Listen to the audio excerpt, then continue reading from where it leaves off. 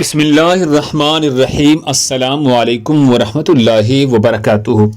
ناظرین گرامی، سوتے وقت ایک خوبصورت وظیفہ سیدنا علی رضی اللہ تعالی عنہ سے مروی ہے کہ سیدہ فاطمہ زہرا رضی اللہ تعالی عنہا نے رسول اللہ صلی اللہ علیہ وسلم سے خادم کا مطالبہ کیا تو آپ صلی اللہ علیہ وسلم نے ارشاد فرمایا، کیا میں تمہیں تمہارے مطالبے سے بھی بہتر چیز نہ بتلاؤں؟